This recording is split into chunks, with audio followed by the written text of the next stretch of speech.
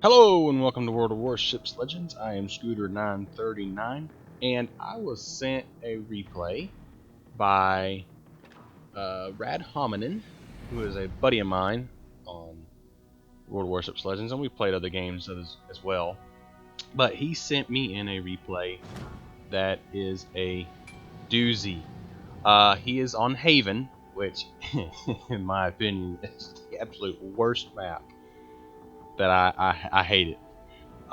Anyway, it is a capture the base, and he is spawned on the left side of the map with another battleship and a cruiser. Now, right away, they have a destroyer advantage, 2-1. So, the Fuso. It is a very good ship with big guns. However, it is trolly as I'll get out, and you will see that here very prominently early on in this match. So he sees the Fuso, takes a shot at the Fuso, and yeah, bad dispersion on that one. Whew. That was bad. So he's going to take another shot at the Fuso, and we'll see what happens. And he's turning, so yeah, a ricochet.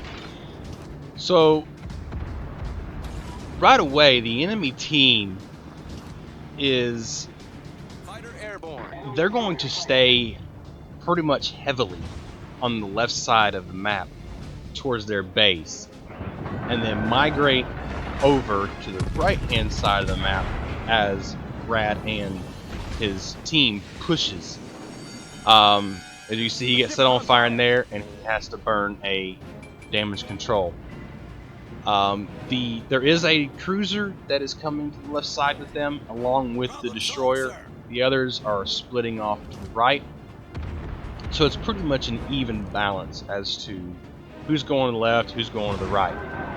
Now, this Peter, I like to call him Peter, gets lucky.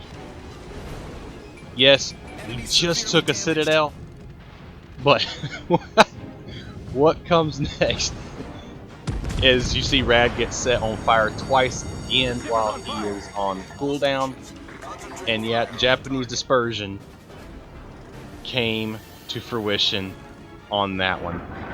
If Rad was in a American battleship or even a French battleship, that Peter would be dead. But nevertheless, Japanese dispersion at its finest. And as you can see, Rad is taking quite the beating and is showing quite a bit of broadside, and he's going to pay for that dearly here in just a moment. Now, his damage control is just now coming off the cooldown, but the fires only have less than 3 seconds, and there you go, it's out. He doesn't have to burn it.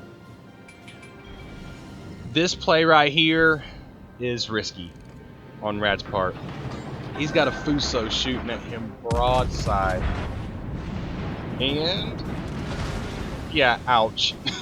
It wasn't a citadel, but that was some pretty hefty damage right there, taking him down to 3,700 health. So he's up to 32,000 damage, and as you can see, they are now starting to migrate over to the right hand side of the map, and as you can see, the T-22 on the enemy team has just went down. That right there is a huge advantage to Rad's team. And you see there are some torpedoes, but they're not going to hit Rad at all. So Rad's going to start focusing this needle, and look at that dispersion. Ugh. That RNG giveth and RNG taketh away. So Rad has now started to heal, and he's going to recover some of his health back. It's not going to be a whole lot, but it's more than what he had. And so the Emil is now starting to shift fire at Rad. Now Rad is doing something here that I tend to see a lot of battleship players, or even a lot of cruiser players, at that fact, do it. Is when they fire their salvos, they hold down that trigger. And one of the reasons why I personally don't like doing that is because it takes away your field of vision around you away. But, I mean, teach his own.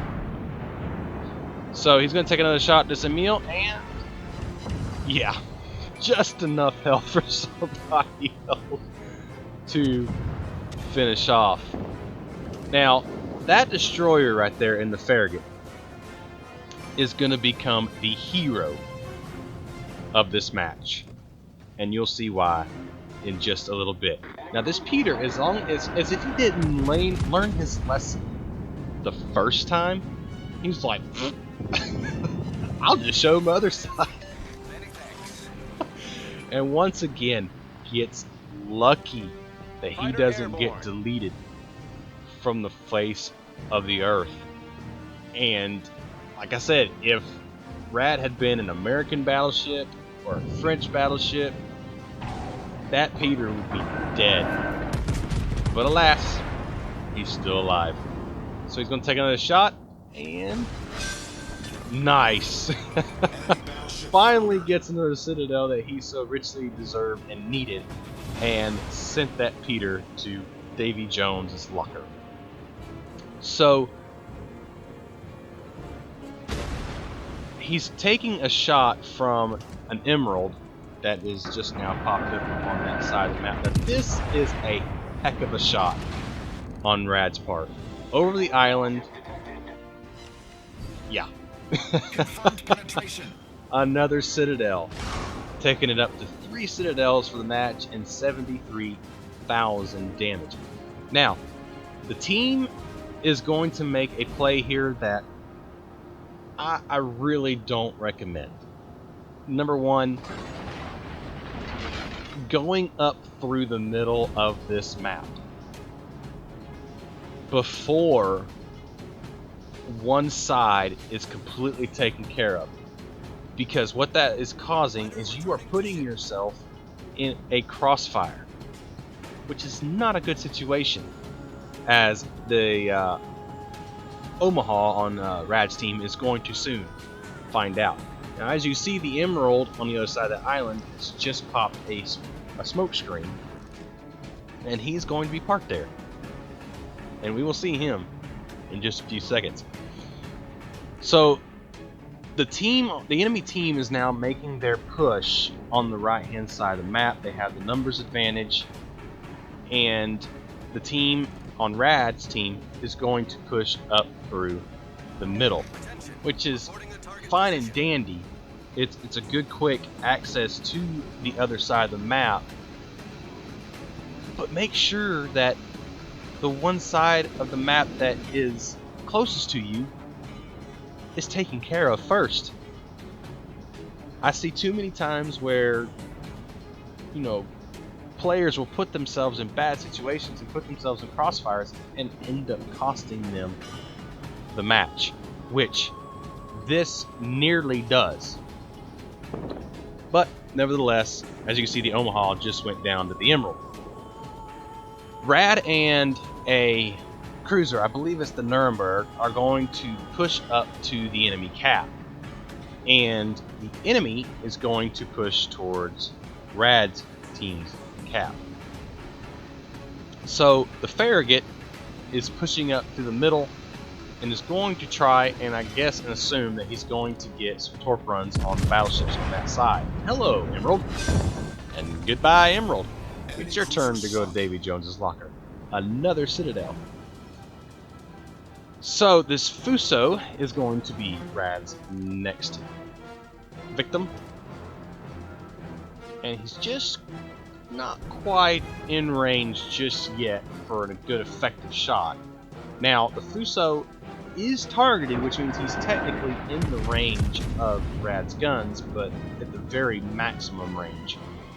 So Rad's going to take a shot at the Fuso, and what are we going to get? Yeah, good 4,000 damage salvo and incapacitated something on his ship. I'm going to assume it's a gun. And he just turns in time from that return salvo from the Fuso to not take any damage whatsoever. So this Farragut on Rad's team is making the push on the Fuso. And so Rad's going to take another shot at the Fuso. And good, nice 7,000 damage salvo there. So the Alba just went down, so now Rad's team has a one-ship advantage and they have the points advantage. However, there is a battleship that is directly behind Rad, down there by the cap, that is going to be of no use whatsoever. He is kiting away from the cap, and as you see, the Queen Elizabeth just went down, and another Citadel, taking Rad's damage up to 106,000 damage. So this Pensacola, why would you go broadside to a Fuso? Dispersion or no dispersion? I mean, he is made out of Citadels, and as you see, he just got another Citadel, taking his Citadel damage, his Citadel hits up to 6. So Rad and the Nuremberg are now in the cap. The Farragut is going to push up behind these guys. Well, one of the battleships is already in the cap, capping the base from Rad's team. And as you see, another Citadel